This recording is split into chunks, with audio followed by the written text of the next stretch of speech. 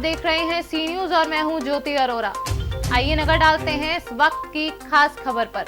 गांधी जयंती के अवसर पर लखनऊ में एडोलसेंट हेल्थ एकेडमी की प्रेसिडेंट डॉक्टर निरुपमा पांडे ने लखनऊ के आशियाना स्थित अपने आवास पर गरीब तबके के लोगों को मास्क वितरित कर मास्क इंडिया का संदेश दिया। जहां इसी क्रम में गांधी जयंती की पूर्व संध्या पर उन्होंने अपनी क्लिनिक पर भी मरीजों को मास्क वितरित किया था। इसी के साथ उन्होंने एंटीबायोटिक अवेरियन वीक के तहत लोगों को एंटीबायोटिक दवाइयों के दुरुपयोग से बचने की सलाह भी दी थी। आज 2 अक्टूबर है और एंटीबायोटिक अवेयरनेस वीक भी चल रहा है और आज के दिन आपने यहाँ लोगों को मास्क भी वितरित किया, क्या संदेश देना चाहती हैं?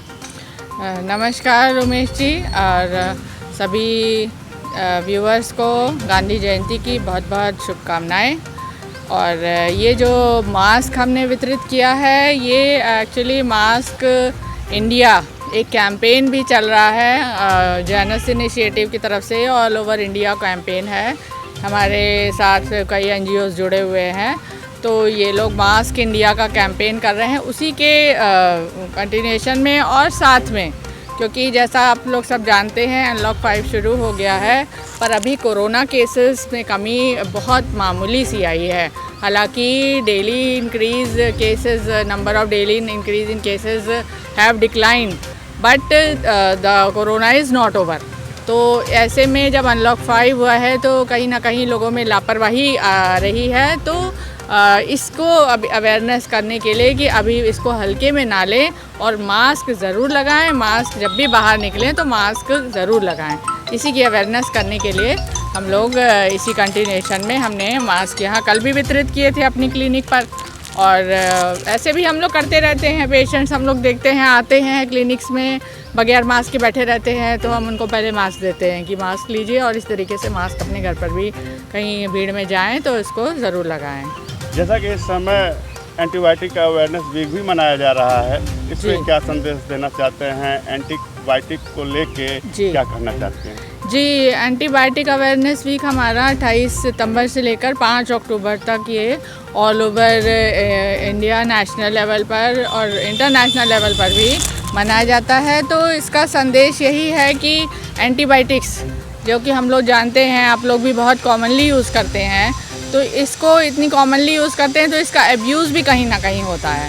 तो इस एब्यूज़ यानी कि ओवर यूज़ को रोकने के लिए, क्योंकि इसके ओवर यूज़ की वजह से अब बहुत सारी हमारी फ्यूचर में परेशानियां हम लोग को आ रही हैं और आ सकती हैं, क्योंकि ये एक एंटीबायोटिक ऐसी चीज़ है जो अगर इसका रेजिस्टेंस डेवलप हो जाए, यानी अगर इसके विपरीत प्रतिरोधक हमारे शरीर में बन जाएं इसके जीवाणु, तो ये असरकार साधारण एंटीबायोटिक भी बीमारी में असरदार नहीं होगी।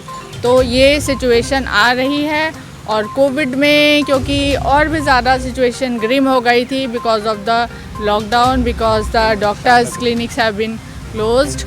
तो इसकी वजह से कोविड में लोग जो हैं अपने आप खुद को सेल्फ मेडिकेट कर रहे थे या क्लिनिक से मेडिकल स्टोर से लेकर परचेज एंटीबायोटिक्स खा ले रहे थे गलत इन्फॉर्मेशन के।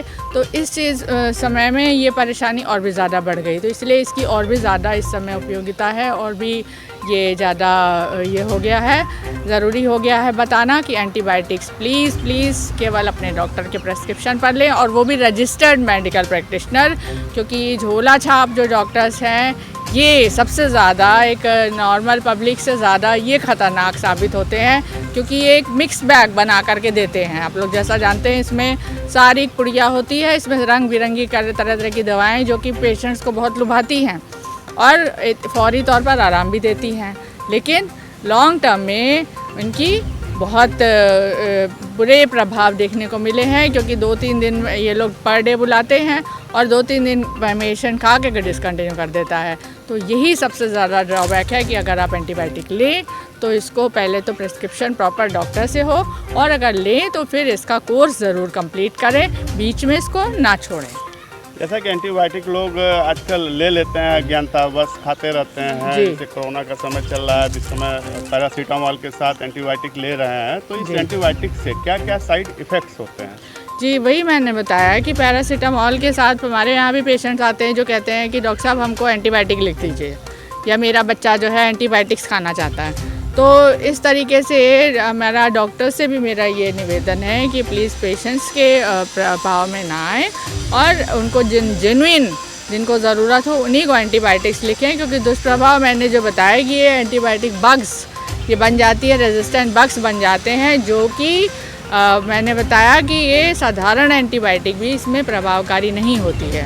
तो ये हमारे इलाज का खर्चा बढ़ाते हैं, हमारे हॉस्पिटल ड्यूरेशन को बढ़ाते हैं अगर हम एंटीबायोटिक्स को खुद ही कंज्यूम करने लगें तो इसलिए इसको बचाव, इसके प्रतिरोधक क्षमता ना बनने पाए, इसका रेजिस्टेंस ना डेवलप होने पाए, इसलिए इसका बहुत ही सेलेक्टेड यूज़ ज़रूरी है और इसी की अवेयरनेस सब पब्लिक में हम लोग इस वीक के दौरान करते हैं। कोरोना को लेके जैसा कि लखनऊ में कोरोना के केस बढ़ते जा रहे हैं, रुकने का थमने का नाम नहीं ले रहा है, एक छोटा सा संदेश आपकी तरफ से क्या है? जी, केसेस तो खैर आप लोगों की मेहरबानी से, भगवान की दुआ से या कहिए या जो भी है खुशखबरी कुछ सुनने में आ रही है कि पिछले वीक से कुछ number of cases per day जो मिलते थे उसमें कमी आई है ऑल ओवर इंडिया और यूपी में भी। तो ये देखने में कहीं ना कहीं ये लग रहा है कि कोरोना का पीक आ चुका था और अब हमारा ये डिक्लाइन पर है।